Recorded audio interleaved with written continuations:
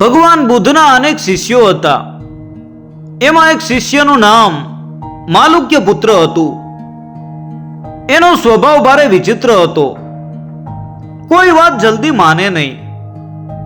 દરેક વાત માટે અનેક તર્ક વિતર્ક કરે, જાત જાતના પ્રશ્નો પૂછે. એક વખત એના મનમાં પ્રશ્નો જાગ્યા. જીવ નિત્ય છે કે અનિત્ય?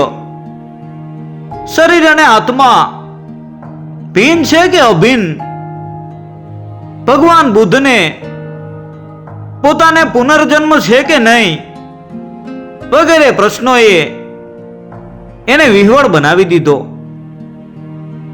એણે વિચાર કર્યો કે આ પ્રશ્નોના ઉત્તરો ભગવાન બુદ્ધ પાસેથી જ મેળવવા જોઈએ. જો તેમની પાસેથી આ પ્રશ્નોના સંતોષકારક ઉત્તરો મળે તો જ તેમના શિષ્ય તરીકે રહેવું જોઈએ, નહીતર તેમને છોડીને બીજા કોઈ ગુરુની શોધ કરવી. આમ વિચારીને એ ભગવાન બુદ્ધ પાસે પહોંચ્યો. ભગવાન બુદ્ધે એને જોતા જ કહ્યું, આવ માલુક્ય પુત્ર, આજે તું કેવા પ્રશ્નો લઈને આવ્યો છે? પ્રભુ, આજે તો ખૂબ મહત્વના પ્રશ્નો લાવ્યો છું. પ્રશ્ન જાણ્યા વિના હું એને મહત્વનો કેમ સમજું? તો સાંભળો, મારો પહેલો પ્રશ્ન છે કે આ જીવ અને જગત નિત્ય છે કે અનિત્ય? મારો બીજો પ્રશ્ન એ છે કે દેહ અને આત્મા ભિન્ન છે કે એક જ છે? અને ત્રીજો સવાલ એ છે કે આપનો હવે પુનર્જન્મ થવાનો છે કે નહીં? ભાઈ, મને તો તારો કોઈ પ્રશ્ન મહત્વનો ના લાગ્યો. બુદ્ધ બોલ્યા, કેમ પ્રભુ? જો સાંભળ, કોઈ માણસને કોઈએ ઝેર પાયેલું તીર માર્યું હોય અને ઘાયલ વ્યક્તિ વૈદ પાસે જાય, ત્યારે વૈદ તેની તાત્કાલિક સારવાર કરે તે અગત્યનું છે. જો એમ કરવાના બદલે વૈદ તેને વિચિત્ર પ્રશ્નો પૂછે કે તને તીર કોણે માર્યું? કેટલે દૂરથી માર્યું? એ વખતે ત્યાં કોઈ હતું કે નહીં? તું ત્યાં શા માટે ગયો તો? એ તીર કોણે બનાવ્યું હશે? આવા પ્રશ્નોમાં વૈદરાજ જો સમય બગાડે તો ઘાયલ વ્યક્તિના શરીરમાં વિષ વ્યાપી જાય અને એનું મૃત્યુ નિશ્ચિત બની જાય. ભગવાન બુદ્ધની વાત સાંભળીને માલુક્ય પુત્ર જરા અકળાયો. એણે પૂછ્યું, પ્રભુ, આપની આ વાત સાથે મારા પ્રશ્નોને લેવા દેવા શું છે? વત્સ, જેમ પેલી ઘાયલ વ્યક્તિને તાત્કાલિક સારવાર મળે તે જરૂરી છે, તેમ આપણે સૌ પણ અલ્પ જીવનકાળ લઈને જન્મ્યા છીએ. તર્ક વિતર્કના મિથ્યા પ્રશ્નો પેદા કરીને એમાં સમય બગાડનાર આત્મકલ્યાણ કરી શકતો નથી. એવા પ્રશ્નો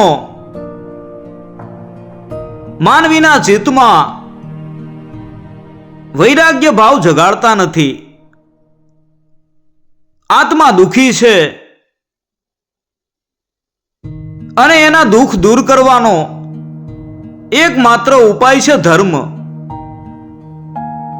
સદાચાર એ સર્વશ્રેષ્ઠ ધર્મ છે. ધર્મના માર્ગે ચાલનારને શરૂઆતમાં આવા પ્રશ્નો બાધક બને છે.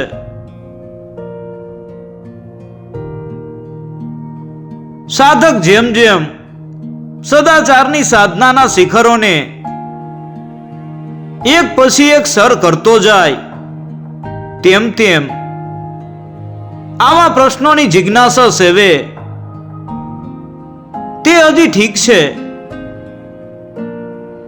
બાકી તો શુદ્ધ અને સંયમપૂર્ણ જીવન જીવવું એ જ અત્યારની પડે વિશેષ આવશ્યક છે. માનવીના તાપ સંતાપનો એ જ માત્ર ઉકેલ છે. માલુક્ય પુત્રને લાગ્યું કે પ્રભુની વાત સાચી છે. પ્રભુએ આગળ કહ્યું, વત્સ, જેવી રીતે મેલા વસ્ત્રને રંગવામાં આવે તો તેને સારી રીતે રંગી શકાતું નથી અને તેનો મેલ નવા રંગને પણ ખરાબ કરે છે, તેમ અશુદ્ધ મન, વાસનાગ્રસ્ત મનને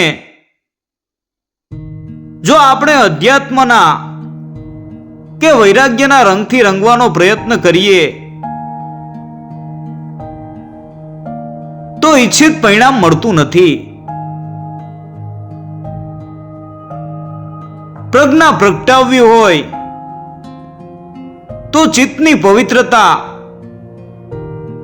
અને હૃદયની પ્રસન્નતા ખૂબ જ આવશ્યક છે.